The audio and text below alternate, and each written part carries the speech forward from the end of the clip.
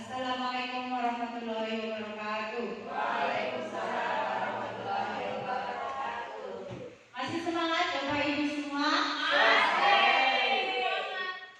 Yang terhormat Ibu Kepala Sekolah SD Negeri 1 Kaliwangi, serta Bapak Ibu guru, rekan sejawat yang saya hormati, yang telah bersedia meluangkan waktunya di tengah kesibukan Bapak Ibu semua untuk kegiatan ini, yaitu diseminasi budaya positif.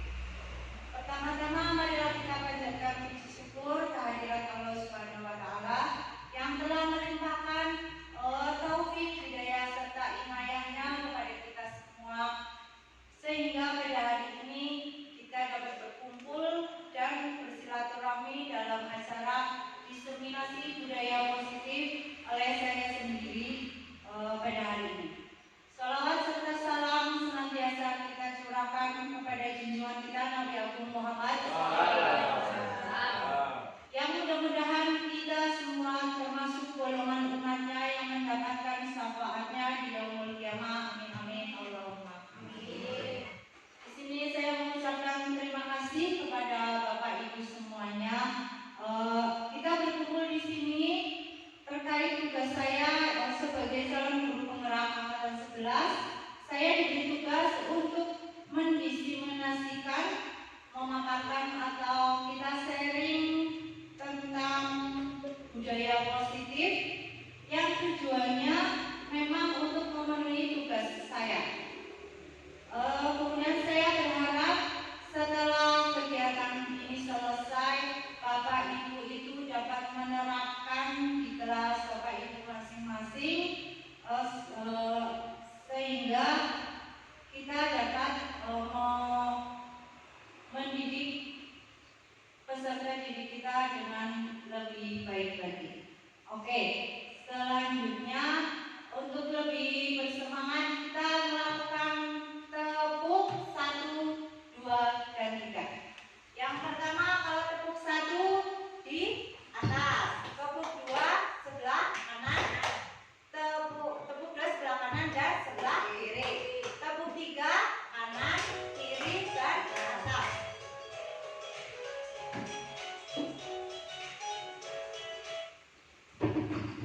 Ya, mari kita tepuk pertama, mari kita lakukan tepuk 1, tepuk 1, tepuk 2, tepuk 3. Oke, terima kasih Bapak Ibu semuanya.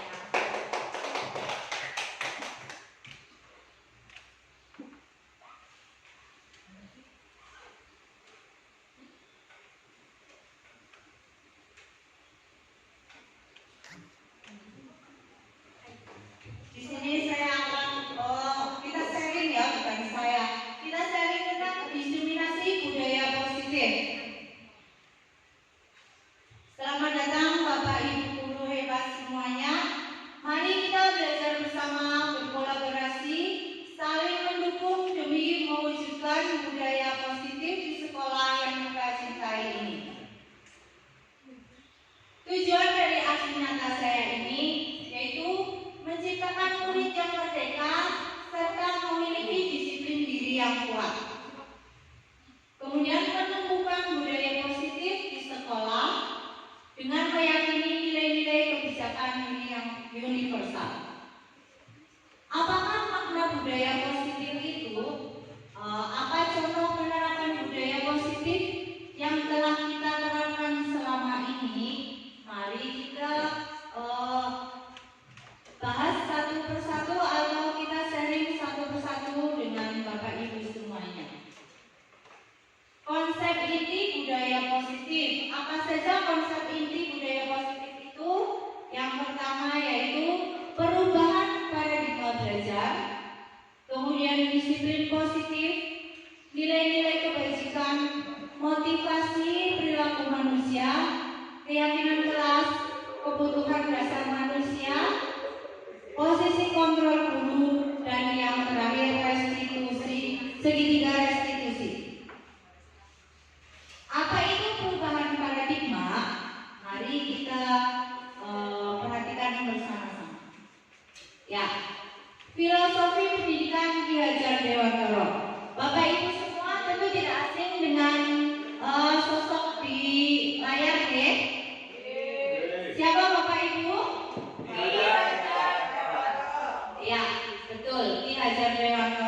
beliau ini dia adalah pendobrak tentang pendidikan. Beliau ini yang membawa kita sampai di posisi sampai sekarang ini, Bapak Ibu. Nah, menurut filosofi Ki Hajar Dewantara, bahwa anak itu bukan tabula rasa. Kalau tabula rasa, teori tabula rasa itu, anak itu terlahir dengan seperti kertas putih yang belum ada coretannya. Kemudian kita sebagai seorang pendidik itu menggoreskan coretan supaya peserta didik itu dapat mencapai cita-citanya sesuai dengan bakat dan minat yang dimiliki. Sedangkan menurut Ki Hajar Dewantara, anak itu terlahir sudah di kertas putih itu sudah ada garis-garisnya. Kita sebagai pendidik itu hanya tinggal menebalkannya. Semua anak itu terlahir dengan bakatnya masing-masing dan memiliki bakat yang unik. Kemudian ada budi pekerti. Tugas guru itu menuntun bakat tersebut agar anak tumbuh dengan selamat dan bahagia. Guru itu ibarat petani, sedangkan anak itu ibarat biji jagung. Tentunya kita sebagai seorang petani, jika ingin tanaman jagungnya tumbuh dengan subur dan berbuah dengan baik, dengan lebat, apa yang harus kita lakukan, Bapak Ibu? Merawatnya. Dengan cara bagaimana? Disiram, dipupuk.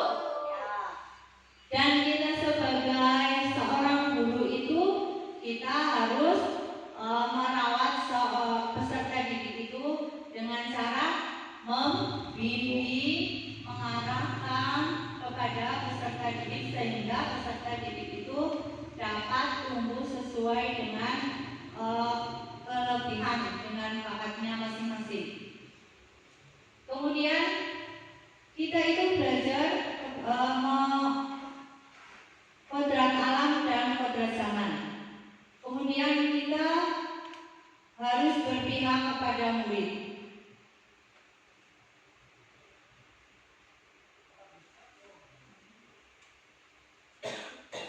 Apa itu budaya positif di sekolah, Bapak Ibu? Budaya positif yaitu nilai-nilai dan kebiasaan-kebiasaan di sekolah yang berpihak pada peserta didik agar mereka dapat berkembang menjadi pribadi yang kritis, penuh hormat dan bertanggung jawab. Di sini ada kegiatan kepala tangan. Ini di sini diibaratkan Bapak Ibu semua itu memiliki benda yang sangat berharga. Kemudian Bapak Ibu di sebelahnya, misalnya ini sebagai contoh, misalnya Ibu Juwita itu memiliki benda yang sangat berharga. Kemudian Ibu Eni itu ingin sekali meminta atau memiliki barang atau benda yang dimiliki oleh Ibu Juwita. Tentunya itu semua Ibu Eni itu akan melakukan hal-hal untuk merayu, kemudian membujuk, menghadik, menyuap, apa saja Ibu Eni lakukan supaya Bu Juwita itu mau memberikan benda yang dimiliki oleh Ibu Juwita. Coba Bapak Ibu kita praktekkan sebentar. Coba untuk yang sebelah sini menggenggam tangan dan yang sebelah Bu Eni itu mencoba membuka apa yang ada di genggaman tangan itu dengan cara membukanya.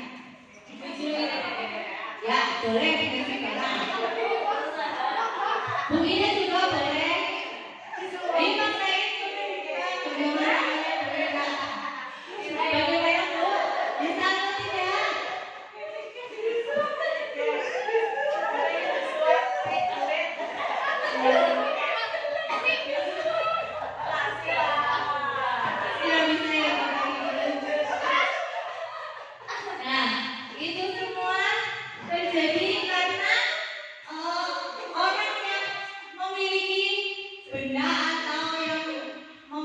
yang sedang menggenggam tangan itu punya pendirian yang kuat supaya tidak diminta oleh orang lain.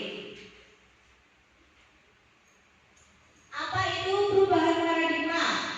Untuk membangun budaya yang positif, sekolah perlu menyediakan lingkungan yang positif, yang aman dan nyaman agar murid-murid mampu berpikir, bertindak, dan mencipta dengan merdeka, mandiri, dan bertanggung jawab. Bapak Ibu semua, kalau lingkungan sekolah kita itu aman dan nyaman, tentunya peserta didik itu akan belajar dengan baik, dengan semangat, betul. Nah, sedangkan lingkungan yang tidak aman dan nyaman akan membuat peserta didik itu merasa tidak nyaman atau jenuh. Berarti biasanya peserta didik itu rasanya ingin cepat pulang, ngantuk-ngantukan, gurih sendiri gitu ya. Betul ya. Sedangkan kalau lingkungannya nyaman, anak itu akan betah untuk belajar. Dia itu bisa mengeluarkan ide-ide yang mereka miliki, yang peserta didik itu miliki. Lazimnya disiplin itu dikaitkan dengan kontrol, dalam hal ini kontrol guru dalam menghadapi murid. Perubahan paradigma teori kontrol menurut Dr. William Glasser. Yang pertama, ilusi guru mengontrol murid. Yang kedua, ilusi bahwa semua penguatan positif, efektif, dan bermanfaat. Ilusi bahwa kritik dan membuat orang merasa bersalah dapat menguatkan karakter. Ilusi bahwa orang dewasa memiliki hak untuk memaksa. Yang pertama, kita akan ke ilusi guru mengontrol murid. Pada dasarnya, kita tidak dapat memaksa murid untuk berbuat sesuatu jikalau murid itu memilih untuk tidak melakukannya. Walaupun tampaknya kita itu sedang mengontrol perilaku murid itu, hal ini karena mereka sedang mengizinkan dirinya dikontrol saat bentuk kontrol guru menjadi kebutuhan dasar yang dipilih murid. Teori kontrol menyatakan bahwa semua perilaku memiliki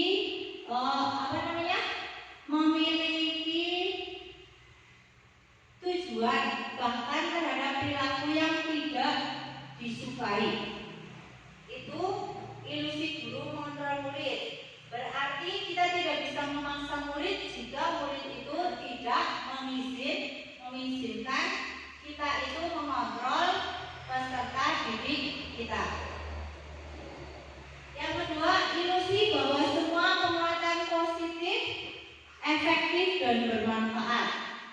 Penguatan positif atau bujukan adalah bentuk-bentuk kontrol segala usaha untuk mempengaruhi murid agar mengulangi suatu perilaku tertentu.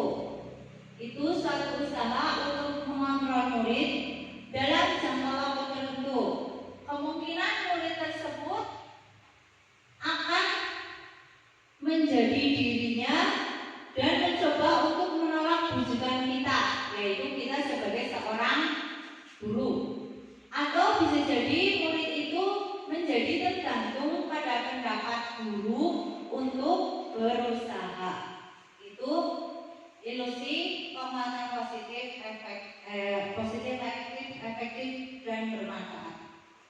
Yang ketiga, ilusi bahwa kritik dan membuat orang merasa bersalah dapat menguatkan karakter. Menggunakan kritik dan merasa bersalah untuk mengontrol murid itu menuju pada identitas yang gagal. Mereka itu belajar untuk merasa buruk tentang diri mereka sendiri. Mereka mengembangkan dialog diri yang negatif, kadangkala sulit bagi kita sebagai guru untuk mengidentifikasi bahwa mereka itu mewujudkan perilaku ini? Karena seringkali guru cukup menggunakan suara halus untuk menyampaikan pesan negatif. Yang keempat, ilusi bahwa orang dewasa memiliki hak untuk memaksa. Banyak orang dewasa yang percaya bahwa mereka memiliki tanggung jawab untuk membuat murid-murid atau peserta didik kita itu berbuat hal-hal tertentu. Apapun yang dilakukan dapat diterima selama ada sebuah kemajuan. Berdasarkan sebuah pengukuran kinerja, pada saat itu pula orang dewasa akan menyadari bahwa perilaku memaksa tidak akan efektif untuk jangka waktu panjang dan sebuah hubungan permusuhan akan terbentuk. Jadi kalau kita memaksa peserta didik kita itu akan berdampak itu tidak baik nih Bapak Ibu. Kalau kita memaksa itu, kita itu hanya berhasil dalam jangka waktu yang pendek, tapi untuk jangka panjangnya kita akan menuju pada identitas yang gagal.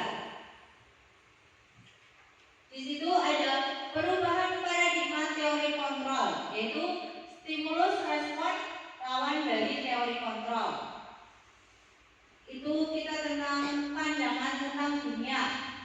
Stimulus respon tentang realitas kebutuhan. Menurut stimulus respon, realitas kebutuhan itu sama. Sedangkan teori kontrol, realitas kebutuhan itu kita itu berbeda. Yang kedua, menurut stimulus respon, semua orang melihat hal yang sama. Sedangkan teori kontrol tentang dunia, yaitu semua orang memiliki gambaran yang berbeda. Kemudian ketiga, kita mencoba mengubah orang agar berpandangan sama dengan kita. Kemudian tentang teori kontrol, kita berusaha memahami dengan orang lain tentang dunia. Yang keempat, orang lain itu bisa mengontrol saya. Jadi Bapak Ibu semua itu menurut stimulus respon itu bisa mengontrol saya. Sedangkan teori kontrol berpendapat bahwa semua perilaku memiliki tujuan. Yang kelima, saya bisa mengontrol orang lain. Sedangkan menurut teori kontrol, Anda tidak bisa mengontrol orang lain. Perubahan paradigma stimulus respon. Bagaimana paradigma stimulus respon dan teori kontrol? Yang pertama, kita mencoba mengubah orang agar berpandangan sama dengan kita. Menurut teori kontrol, kita berusaha memahami pandangan orang lain tentang dunia. Yang kedua, perilaku buruk dilihat sebagai suatu kesalahan. Sedangkan teori kontrol, semua perilaku itu memiliki tujuan. Yang ketiga, menurut stimulus respon, orang lain bisa mengontrol saya. Sedangkan menurut teori kontrol, hanya Anda yang bisa mengontrol diri Anda. Intinya, hanya Bapak Ibu sendiri yang bisa mengontrol Bapak Ibu sendiri. Orang lain tidak akan bisa mengontrol Bapak Ibu selama Bapak Ibu itu tidak mengizinkan. Kemudian, menurut stimulus respon, pemaksaan ada pada saat bujukan gagal. Menurut teori kontrol, kolaborasi dan kesepakatan menciptakan pilihan-pilihan baru. Yang terakhir, stimulus respon berpendapat model berpikir menang kalah. Sedangkan teori kontrol mengatakan model berpikir menang-menang. Ya, selanjutnya disiplin positif. Menurut Bapak Ibu semua, disiplin positif itu berhubungan dengan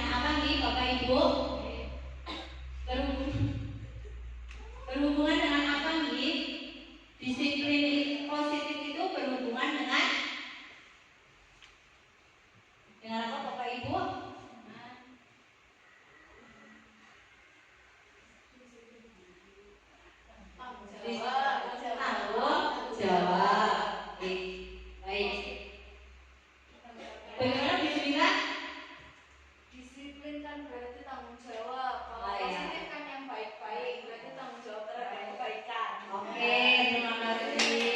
Disiplin positif itu berarti tanggung jawab terhadap hal-hal yang baik itu ya.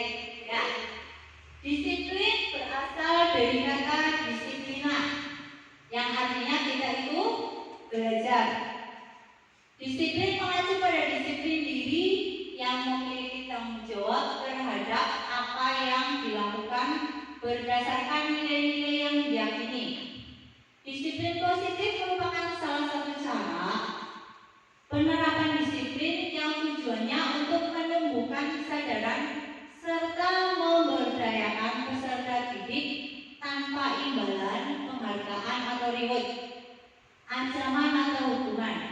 Sebagai pendidik, tujuan kita adalah menciptakan peserta didik yang memiliki disiplin diri sehingga mereka berperilaku yang mengacu kepada nilai-nilai kebajikan universal dan memiliki motivasi intrinsik dalam perubahan perilaku yang baik.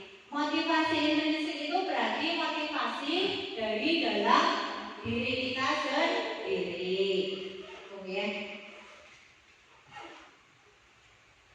Arti disiplin dan motivasi perilaku manusia.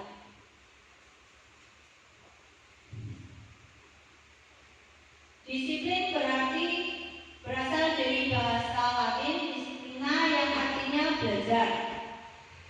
Makna asal kata disiplin itu berkonotasi dengan disiplin diri dari murid-murid. Disiplin diri itu membuat kita itu disiplin, telah berubah menjadi sesuatu yang dilakukan seseorang pada diri orang lain untuk mendapatkan kepatuhan. Kecenderungan umum adalah menghubungkan kata disiplin dengan ketidaknyamanan, bukan apa yang kita hargai atau pencapaian suatu tujuan. Ketika kita mendengar kata disiplin, apa yang ada di benak Bapak Ibu semua?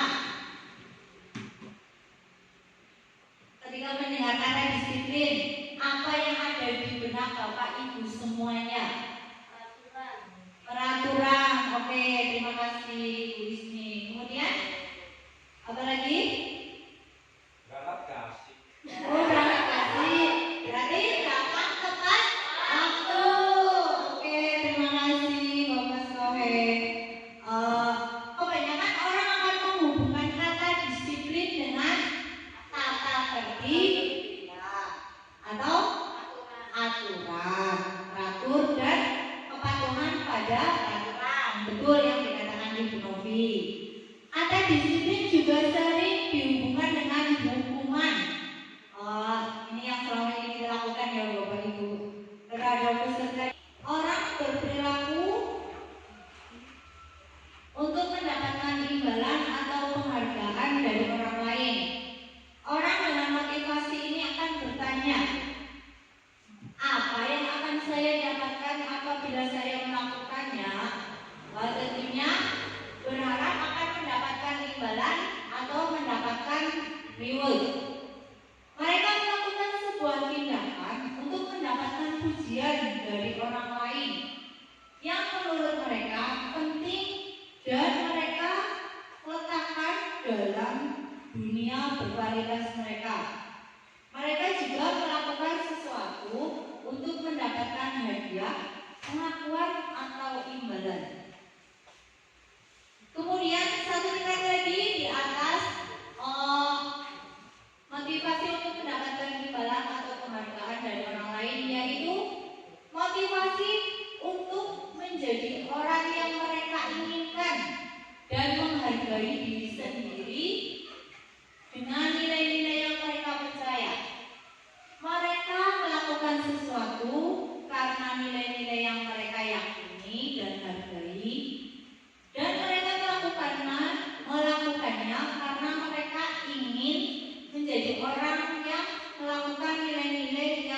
yakini.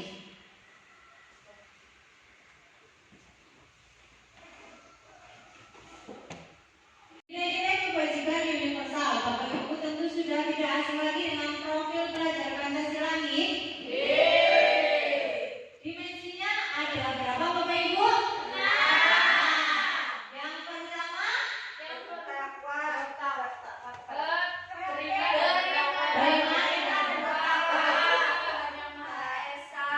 betul. Yang kedua, kebinekaan global.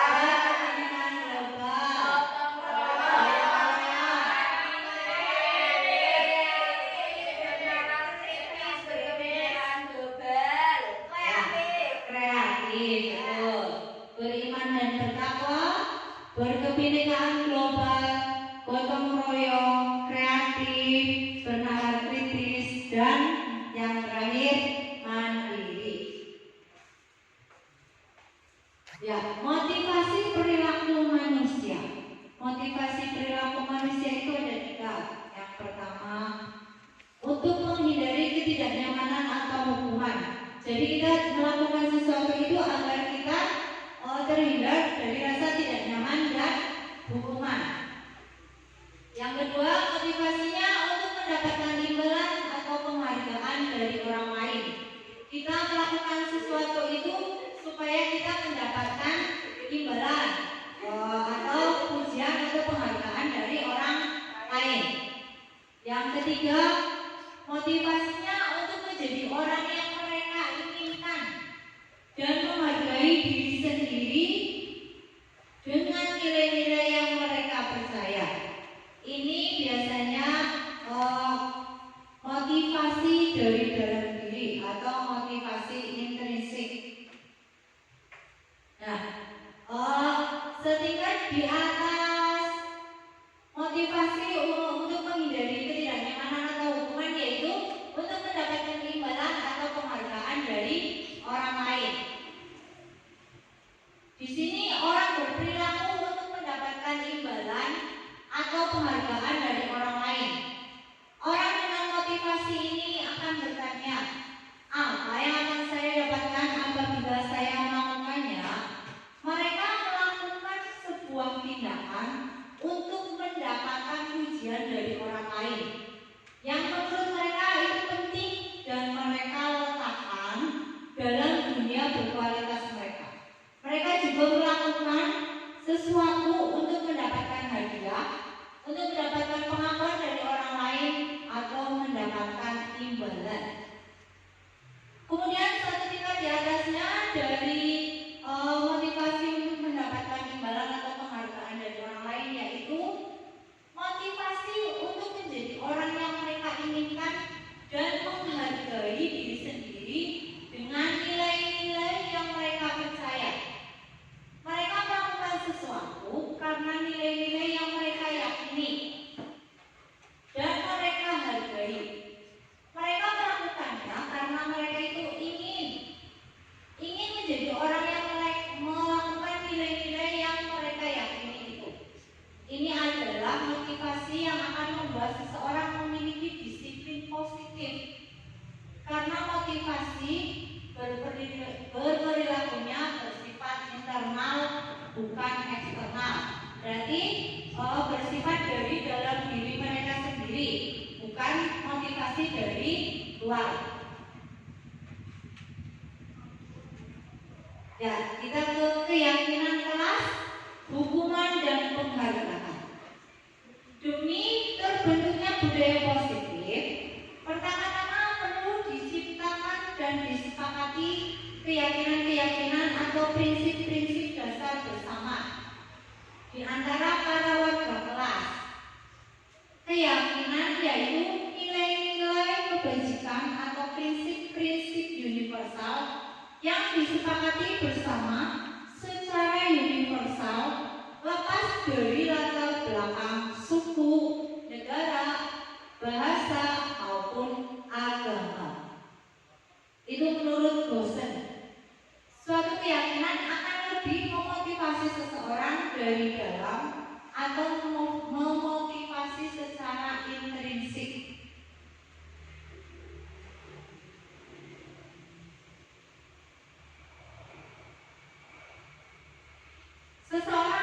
lebih tergerak dan bersemangat untuk menjalankan keyakinannya daripada hanya sekedar mengikuti serangkaian peraturan. Yang selanjutnya, hukuman bersifat tidak terencana atau tiba-tiba. Hukuman itu bersifat satu arah dari pihak guru yang memberikan hukuman itu kepada murid, sedangkan murid hanya menerima hukuman tanpa suatu diskusi atau pengarahan dari pihak guru, baik sebelum atau sesudahnya. Hukuman yang diberikan bisa berupa fisik maupun verbal, dan murid disakiti oleh suatu perbuatan atau kata-kata. Disiplin dengan bentuk sanksi atau konsekuensi sudah terencana atau sudah disepakati. Selanjutnya, menurut Alphacorn, bahwa penghargaan maupun hukuman adalah ciri-ciri mengontrol perilaku seseorang yang menghancurkan potensi untuk pembelajaran yang sesungguhnya. Menurut Kohn, secara ideal, tindakan belajar itu sendiri adalah penghargaan yang sesungguhnya. Pengaruh jangka panjang dan jangka pendek. Penghargaan berlaku untuk mendapatkan seseorang melakukan sesuatu dalam jangka waktu pendek. Pengaruh jangka pendek dan jangka panjang. Penghargaan berlaku untuk mendapatkan seseorang melakukan sesuatu dalam jangka waktu pendek. Jika kita menggunakan penghargaan lagi dan lagi, maka orang tersebut akan bergantung pada penghargaan yang diberikan, serta kehilangan motivasi dari dalam, yaitu motivasi intrinsik tadi, Bapak Ibu. Jika kita mendapatkan penghargaan untuk melakukan sesuatu yang baik, maka selain kita senantiasa berharap mendapatkan penghargaan itu lagi dan lagi, kita juga menjadi tidak menyadari tindakan baik yang kita lakukan. Berarti kita tidak sadar bahwa kita itu sudah melakukan tindakan yang baik, karena kita itu hanya termotivasi untuk mendapatkan penghargaan, gitu Bu. Ya. Penghargaan yang menghukum. Penghargaan menghukum, mereka itu tidak mendapatkan penghargaan. Sesungguhnya mereka itu tidak mendapatkan penghargaan. Misalnya dalam sistem ranking yang selama ini sudah menjadi budaya kita ya, maksudnya itu sudah menjadi kebiasaan. Mereka yang mendapatkan ranking 2 akan merasa dihukum karena mereka tidak mendapatkan ranking pertama. Penghargaan dan hukuman adalah hal yang sama karena keduanya mencoba mengendalikan perilaku seseorang. Karena orang pada dasarnya tidak suka dikendalikan. Kita semua tidak suka dikendalikan oleh orang lain di Bapak Ibu. Dalam jangka waktu lama, penghargaan akan terlihat sebagai hukuman. Jika suatu penghargaan diharapkan, namun Anda tidak mendapatkannya, Anda akan merasa dihukum. Ini ada contoh kasus siswa yang tidak mengerjakan PR. Hukuman yang tidak terencana itu bersifat satu arah, bisa berupa hukuman fisik, psikis, atau kata-kata kasar. Contohnya, guru menghukum muridnya itu supaya berdiri di depan kelas, dan kemudian bisa juga guru marah dan siswanya menjadi takut. Bagaimana dengan Bapak Ibu? Melakukan itu atau tidak untuk memberikan hukuman kepada murid-muridnya? Bagus, kalau tidak berarti sudah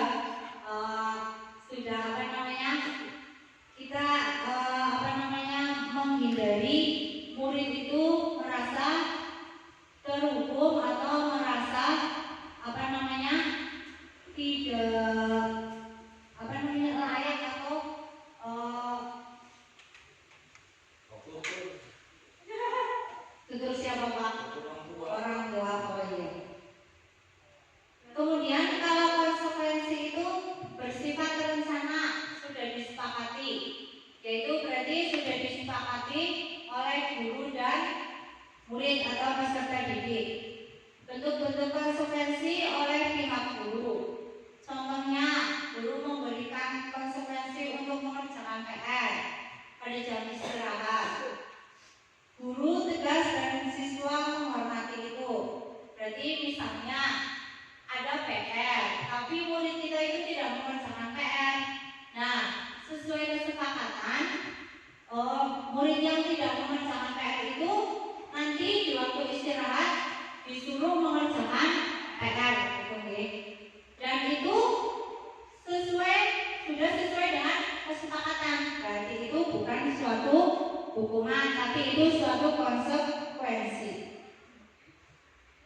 Di sini ada tindakan guru. Nanti Bapak Ibu menyebutkan itu suatu hukuman atau suatu konsekuensi, Bapak Ibu. Tindakan yang pertama, murid mencatat 100 kali di dalam buku dengan kalimat saya tidak akan terlambat lagi karena terlambat ke sekolah. Itu hukuman atau konsekuensi, Bapak Ibu?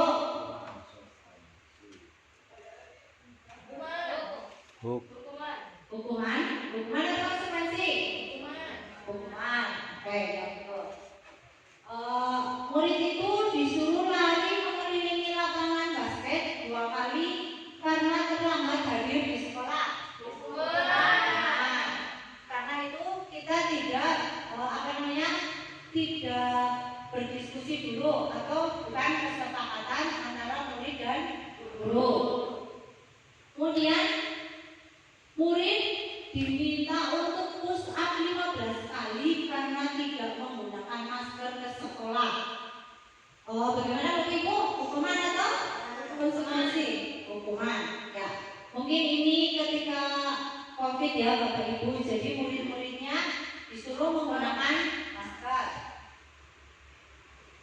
Selanjutnya, menggantikan kertas tugas teman yang telah dicoret-coret. Konsekuensi karena sudah mencoret-coret buku atau tugas teman lain. Selanjutnya, membersihkan tumpahan air di meja tulis karena tersenggol pada saat belajar. Konsekuensi atau hukuman? Konsekuensi. Murid disuruh untuk mengenakan sepatu seharian di sekolah karena tidak mengenakan sepatu hitam. Hukuman atau konsekuensi? Hukuman, ya betul. Yang terakhir, lari mengelilingi lapangan basket 2 kali karena terlambat 10 menit untuk pelajaran PJOK. Konsekuensi atau hukuman? Konsekuensi. Ya, betul.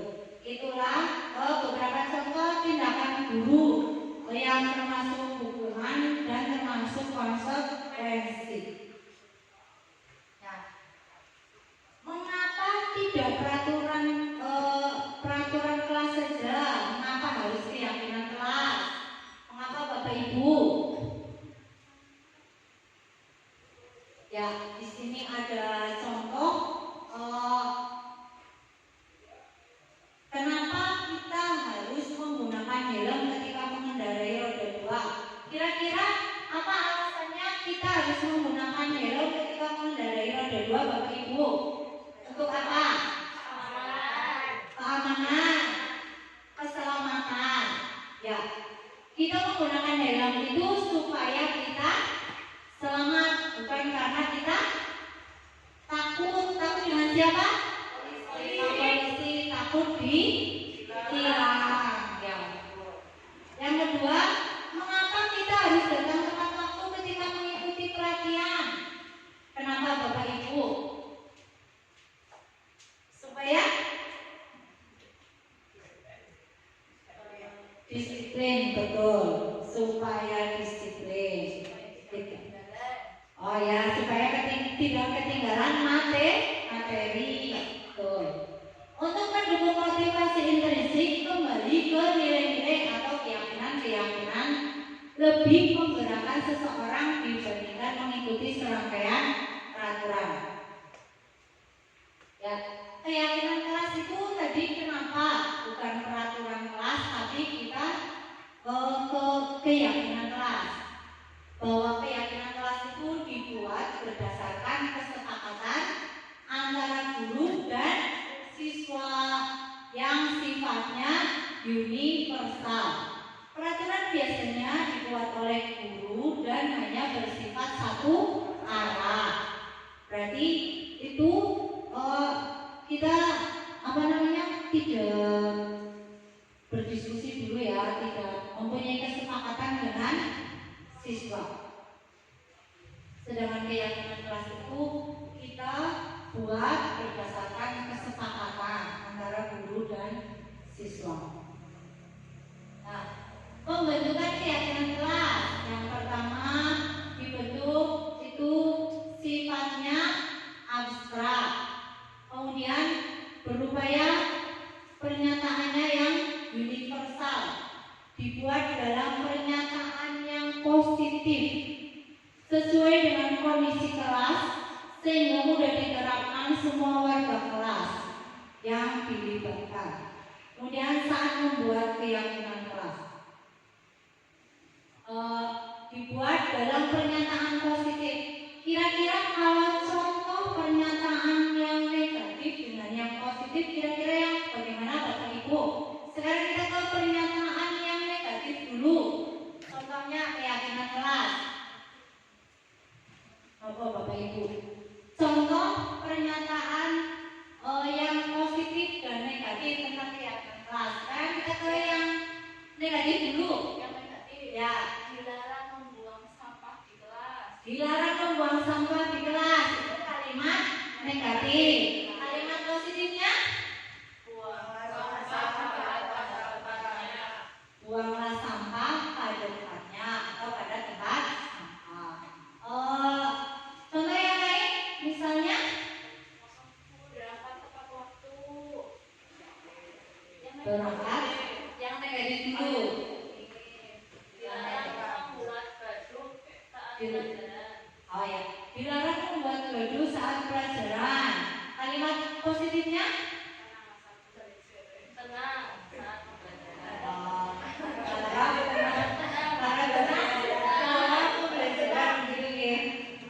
Itu dua contoh kalimat negatif dan kalimat positif. Disesuaikan dengan kondisi kelas, berarti disesuaikan dengan kebutuhan peserta didik. Dibuat nanti bisa juga keyakinan kelas itu dipasang di depan, kemudian ditandatangani oleh semua anak-anak atau semua peserta didik supaya mereka bertanggung jawab atas keyakinan kelas yang mereka buat. Kemudian ada contoh-contohnya. Nah, tadi kan contohnya yang kalimat negatif, dilarang membuang sampah sembarangan. Kalimat positifnya, buanglah sampah pada tempatnya. Ini contohnya. Ada apa? Yang pertama? Hadir tepat waktu. Ya betul, hadir tepat waktu. Kemudian berpakaian rapi dan sesuai setiap hari. Misalnya hari Senin dan hari Selasa, anak-anak atau peserta didik itu menggunakan pakaian merah putih. Kemudian Rabu Kamis berpakaian identitas, hari Jumat berpakaian pramuka.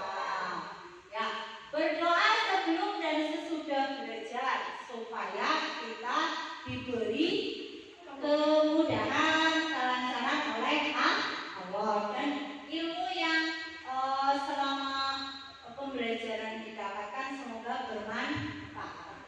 Kemudian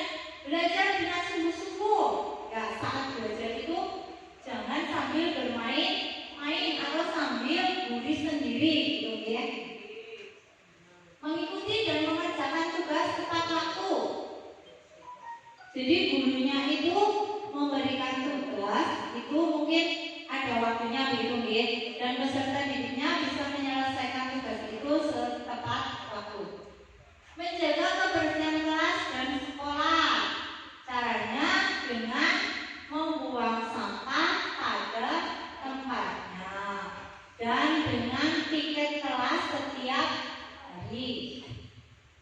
Jujur dan mandiri.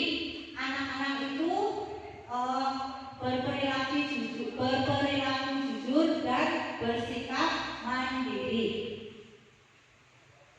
Kemudian saling menghormati, menyayangi, dan belajar bersama.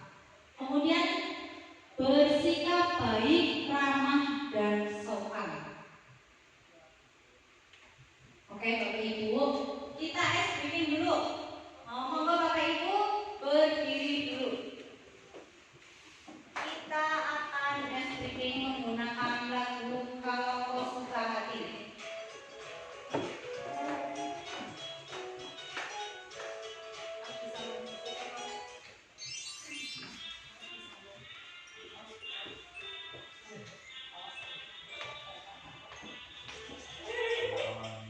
Bapak Ibu.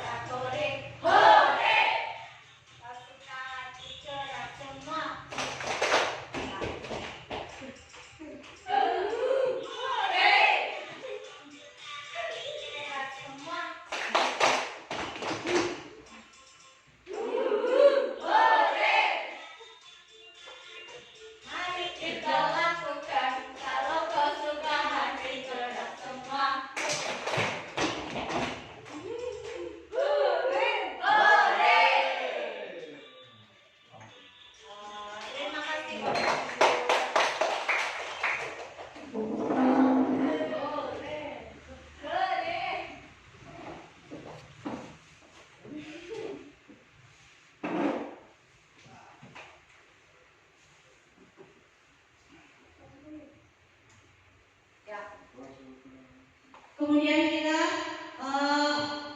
beralih ke kebutuhan dasar manusia. Kebutuhan dasar manusia adalah segala sesuatu yang kita lakukan untuk mendapatkan apa yang diinginkan. Kebutuhan menyatakan bahwa setiap manusia memiliki 5 kebutuhan dasar, yaitu kebutuhan fisiologi tentang keamanan, cinta, harga diri, dan aktualisasi diri. Seluruh tindakan yang kita lakukan itu memiliki tujuan tertentu, dan semua usaha terbaik yang kita lakukan adalah dalam rangka agar kebutuhan dasar kita terpenuhi. Ya Bapak Ibu, di sini ada 5 kebutuhan dasar manusia. Yang pertama, kebutuhan untuk bertahan hidup atau survival, yaitu kebutuhannya bersifat fisiologi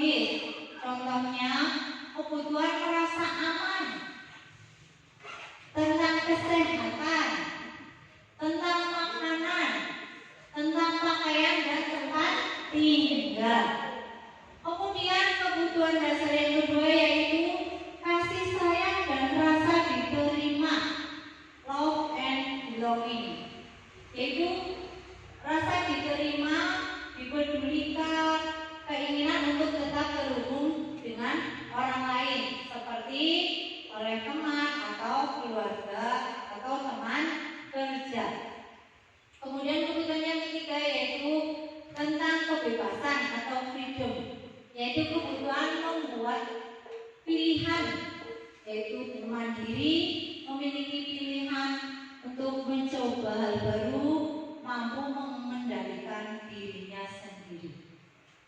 Kemudian yang keempat yaitu kebutuhan tentang kesenangan atau fun, yaitu kebutuhan untuk bermain, kebutuhan humor, antusias, juga kebutuhan untuk tertawa. Yang penting jangan tertawa sendiri atau senyum-senyum di pinggir jalan. Itu bukan kebutuhan kesenangan di Bapak Ibu. Yang terakhir yaitu kebutuhan tentang penguasaan atau power, yaitu keinginan untuk diakui menjadi pemimpin, tentang harga diri dan berprestasi dan diakui. Kalau peserta didik kita itu seperti misalnya di kelasnya Bu Novi, Nabil itu kebutuhannya tentang apa ya Bu Novi? Dia itu mencari perhatian, berarti dia itu ingin diperhatikan, yaitu kebutuhan tentang kasih sayang dan ingin diterima oleh teman-teman yang lain. Nah, kalau kita Bapak Ibu, kalau sudah dewasa kebutuhannya itu banyak ya Bapak Ibu ya. Pertama, kebutuhan untuk kesenangan. Begitu Bu, untuk kesenangan, untuk untuk diakui oleh orang lain, supaya prestasi kita itu diakui oleh orang lain. Nah, ada contoh Ibu Ani, guru kelas 5 di SD Pelita Hati, sedang bingung menghadapi ulah salah satu murid di kelasnya, yaitu Agus. Kalau di kelasnya Bu Novi, Nabil ya Bu Novi. Beberapa anak telah datang dan mengeluhkan Agus yang seringkali meminta bekal makan siang mereka dengan paksa. Jika Anda menghadapi situasi seperti Ibu Ani, ya jadi jika Bapak Ibu ada di posisinya Ibu Ani, apa yang akan Bapak Ibu lakukan? Dan menurut Bapak Ibu, kira-kira apa alasan Agus untuk melakukan hal itu? Ya. Dalam konteks penerapan disiplin positif, Ibu Ani sebaiknya mencari tahu alasannya Agus melakukan tindakan itu agar kita tahu kebutuhan mana yang sedang berusaha dipenuhi oleh Agus. Yang pertama, apabila jawaban Agus karena dia lapar dan orang tuanya tidak membawakannya bekal makan siang, kebutuhannya untuk bertahan hidup. Ini sering terjadi atau tidak Bapak Ibu di kelas Bapak Ibu? Kalau misalnya ada teman yang membawa bekal, kadang-kadang anak yang lain minta tapi tidak izin dulu atau bilang gitu, aku minta ya, kadang-kadang begitu ya, terutama anak laki-laki biasanya seperti itu. Itu kalau untuk bertahan hidup. Yang kedua, apabila jawabannya Agus karena ia senang temannya jadi memperhatikan dia, berarti Agus itu membutuhkan untuk diterima oleh teman-temannya. Apabila jawabannya Agus adalah dia merasa hebat karena temannya jadi takut dan menuruti keinginannya, berarti kebutuhannya adalah untuk penguasaan atau pengakuan atas kemampuannya si Agus itu. Apabila jawabannya Agus karena dia merasa bosan dengan bekal yang dibawakan ibunya karena selalu membawakan bekal yang sama, berarti kebutuhannya adalah freedom tadi, yaitu tentang kebebasan, kebutuhan akan pilihan kebebasan. Kemudian kita ke 5 posisi kontrol guru. Yang pertama ada apa Bapak Ibu? Penghukum. Kemudian pengawas.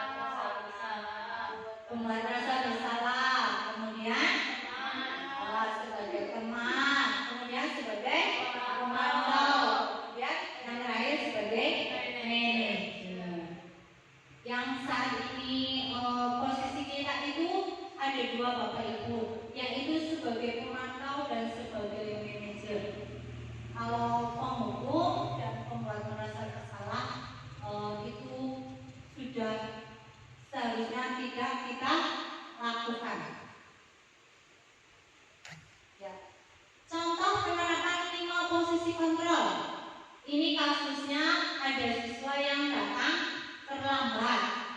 Yang pertama, jika sebagai penghukum, kalimatnya kamu selalu saja terlambat.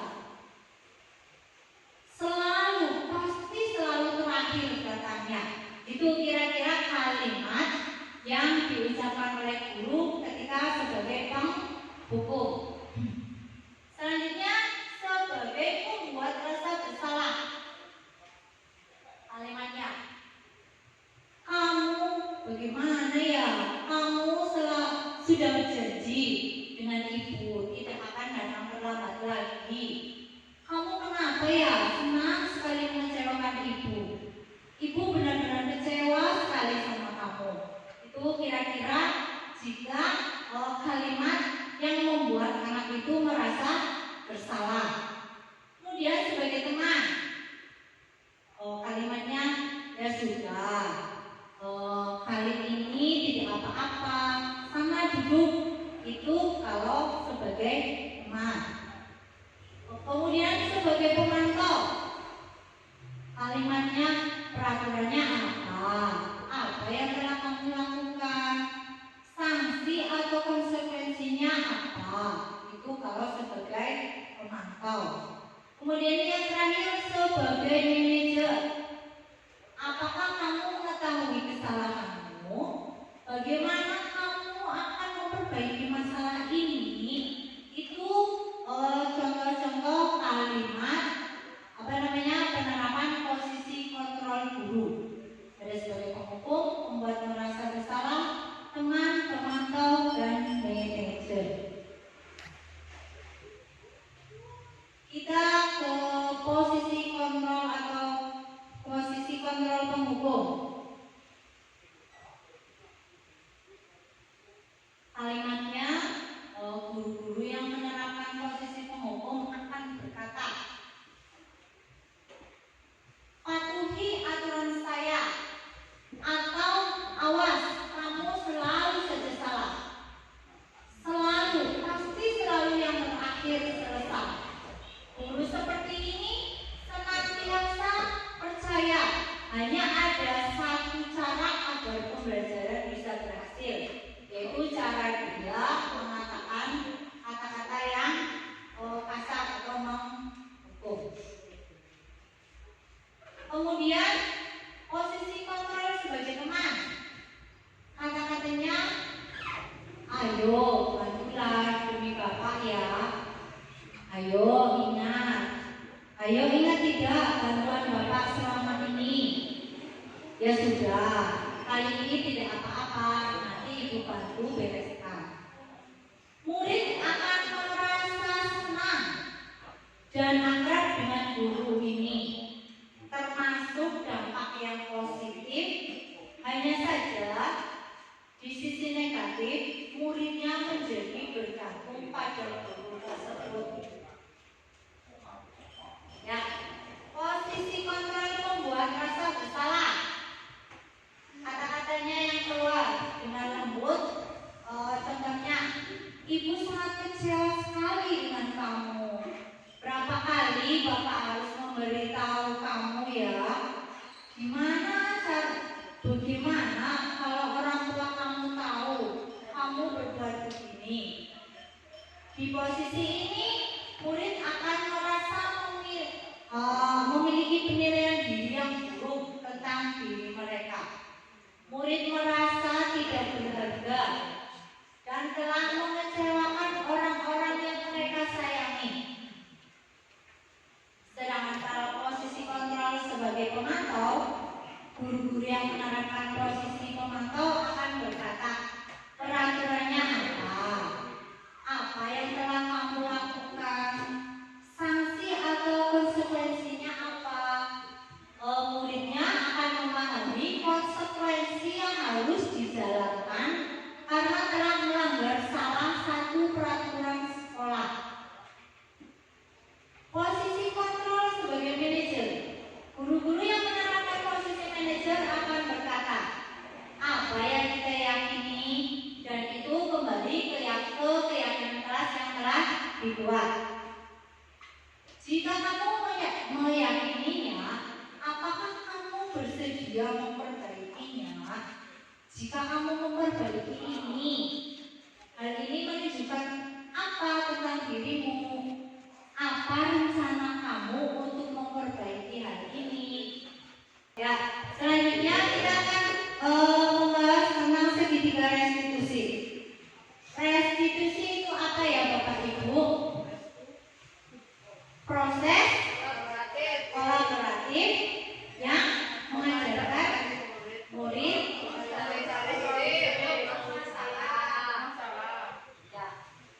proses kolaboratif yang mengajarkan murid untuk mencari solusi untuk masalah dan membantu murid untuk berpikir tentang orang seperti apa yang mereka inginkan dan bagaimana mereka harus memperlakukan orang lain. Restitusi itu membantu murid menjadi lebih memiliki tujuan, lebih disiplin positif, dan memulihkan dirinya setelah berbuat salah. Melakukan pendekatan restitusi ketika murid berbuat salah, guru akan menanggapi dengan mengajak murid berefleksi tentang apa yang dapat mereka lakukan untuk memperbaiki kesalahan mereka, sehingga mereka menjadi pribadi yang lebih baik dan menghargai dirinya. Ya, suatu proses dialog yang dijalankan guru agar dapat menghasilkan murid yang mandiri dan tanggung jawab, yaitu dalam segitiga restitusi ada 3 tahapan. Yang pertama, menstabilkan identitas, kemudian validasi tindakan yang salah, yang ketiga menanyakan keyakinan. Ya, di sini ada video tentang kasus yang pertama. Ada anak yang tidak mengerjakan PR, kemudian dikerjakan pada saat waktu istirahat.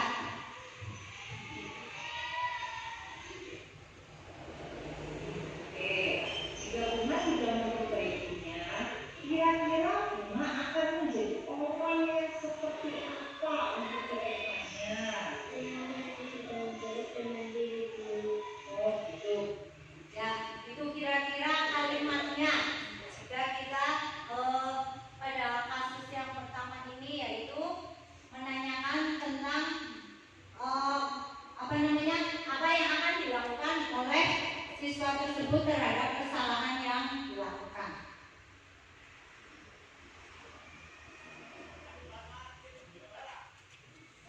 Ini kasus kedua, yaitu ada anak makan saat jam pembelajaran.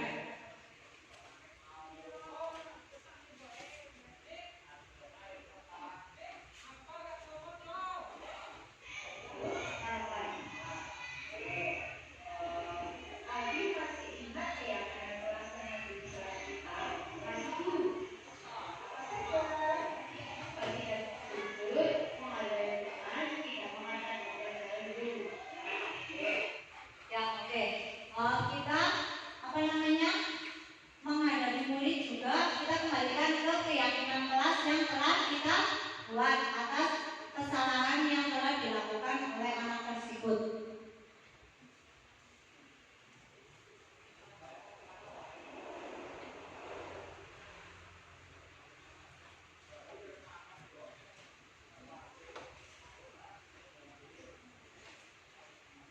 Ya, menstabilkan identitas. Berdasarkan prinsip membuat kesalahan adalah bagian dari proses pembelajaran. Dan berbuat salah itu wajar. Tidak ada manusia yang sempurna. Bapak Ibu guru juga pernah melakukan itu. Bapak Ibu tidak mau mencari siapa yang salah. Bapak Ibu hanya ingin mencari solusi. Kamu berhak seperti itu. Itu kira-kira kalimat yang diucapkan oleh guru ketika menstabilkan identitas. Nah, sekarang validasi tindakan yang salah. Itu berdasarkan prinsip setiap perilaku berupaya memenuhi suatu kebutuhan tertentu. Contohnya, kamu pasti punya alasan melakukan hal itu. kamu tidak mungkin melakukannya. Kamu melakukannya karena kamu punya alasan yang kuat. Kenapa kamu membuat kesalahan?